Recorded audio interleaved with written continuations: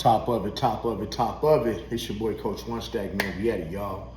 And hey man, go ahead and hit the like button, hit the subscribe button, hit the notification bell, because I know you guys are gonna like this video very well. You dig? I'm always giving y'all all that articulation of these certain videos floating around the internet. And then, you know, sometimes I have my own, sometimes I talk about other people things, but I don't like to keep y'all hanging too long. So this video right here is about all of Lil Boosie's karma that he has coming to him. Now guys, what's karma? Karma is that lady. Karma is that lady, right? She is that lady that does the most to you. She's the one that gets that get back when you know you done did something wrong. You know, it's three types of karma, guys. It's good karma, it's bad karma, and then you could do something that's called redirect your karma. Now, redirecting your karma means, like, say you got a problem with cheating on women or whatever. You got caught. So the way to redirect your karma is maybe to mentor young men and tell them, hey man, you shouldn't be cheating on your lady, blah, blah, X, Y, and Z. Now you redirect your karma. But if you got 10 years of bad karma, you got to pay it back. So let's start off with the bad karma that Boosie has to pay back. Now, back in them Lava House days with OG Mandigo, if y'all don't know who that is, man, the original Ratchet King, Ratchet Man, up out of Port City, you dig what I'm saying? It said that he backdoored OG Mandigo back in the day. That's one karma. OG Mandigo, shout out to you, man. I know you just got up out that pen after doing about a dub, you dig?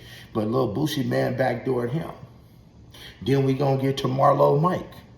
Marlo Mike, Boosie had some money put out on Marlo, on Nusi, which is his own daughter's uncle. Had $35,000 put out on that man. But you got Marlo Mike coming up 15, 16 years old, ain't never had nothing, didn't know who put the hit out, just knew that it was some money on his head. So what did Marlo Mike do one day? He crept up to the window. You know, because y'all got to see how the houses are down south, man, like Baton Rouge and the top of the boot, the bottom of the boot. So my family from, you know, big yards, you know, super dark in the middle of the night. He came up to that window and gave it to him. Now, when the person, when Boosie's people, the one who was in charge of paying whoever completed this hit, right? When they picked up Marlo Mike and brought him to Boosie's house, this is before Boosie went to jail, prison, obviously. And, you know, this guy saying, oh, man, this is Boosie. I did this for Boosie. Man, he accepted $2,800 from Boosie, not $35,000. See, at this point, man, Lil Boosie knew he had him a hitter. He had him a real hitter that would do anything that he wanted him to do. And I can pretty much tell you, man, it was about 2, 3, 4 more, you know, deletions. 2, 3, 4 more people that got stepped on at Boosie's command by Marlo Mike, who used to sit in the back of them Chargers, right? Who used to sit in the back, and he got paid $2,800 plus some room and board. So what better way can you be living but to be living with your favorite rapper and you knocking people off for him and you getting $2,800 free dollars? But what got him caught up was when Boosie was locked up and Marlo Mike went and got that tattoo, said, Boosie, who's next? Okay, man, that's another karma. Boom, you did Webby wrong, man. When you came back home, man, you ain't do right by Webby. You left Webby out here hanging on the string. And I'm here to tell you, man, Webby is on some more than just that green stuff, that greenery, man. He on something else. Because, man, he has been acting nuts ever since Boosie left, you dig? But, man, we're going to get back to the up close and personal things that's been going on with the karma. More so being Tootie Raww, a.k.a. Booty Raw. See, the karma has come back to kick him in the ass because not only have Boosie went to that penitentiary, right, and then you was over here snubbing your nose at law enforcement on your Instagram Live so much to where they canceled your Instagram Live 3, 4, 5 times because of the things you was doing. But what you didn't realize was, see, you needed a person like me on your side, Boosie. Boosie, reach out to me, man. If you need help, if any of y'all rappers, man, any of y'all street people, if y'all don't know my resume, man, I'm ex-law enforcement, ex-street, and delivered by God for the last 8 years. If anybody's trying to learn how to move, and this is for educational purposes only, y'all might need to hit me up, pay that fee, and get a consultation. And having a consultation with me could be the difference between you spending the rest of your life in the penitentiary or being free to come home and kiss your little daughter at nighttime. But hey, man, I'm just saying. So his next karma came when you out San Diego with a pistol in your left back pocket. Bro, what made you think they wasn't watching you after you flipped them off and you do all these things to the system? And I tell y'all in every video I make that these white people at these alphabet places has somebody 24 hours a day that is looking at your social media. Boom, that's the next karma.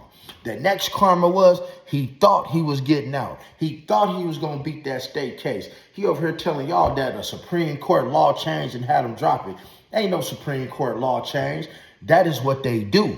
See, every case when you're a prohibited person with a firearm, all of that, no matter who you are, gets sent to the feds. And the feds pick and choose which case they want to pick up. Well, in Boosie case, man, they was licking their chops when Boosie's name came across there. They pretty much told the state, "Nah, go ahead and drop that case, man. We gonna be here." Why do you think the feds was there when the case got dropped? If they were not communicating hand in hand, the state and the feds, the feds wouldn't have been there the day the case got dropped to arrest them.